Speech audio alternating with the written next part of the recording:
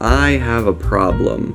I'm in the process of making a video on this thing, but I need a close-up angle as well as a wide angle, and I don't want to zoom this lens in and out because I could have problems in editing. So what I'm gonna do is I'm gonna print something like this, where it's like a hot shoe cover that will go on there, and then I'll have it so that it can attach this screw, and that will be able to hold the camera sort of like this.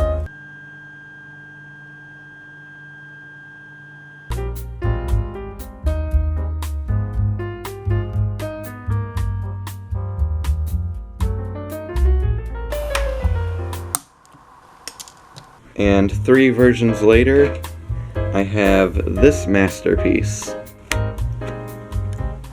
So now I can super easily punch in on subjects like this one that have minute details like these numbers and not lose any quality due to just doing a digital zoom.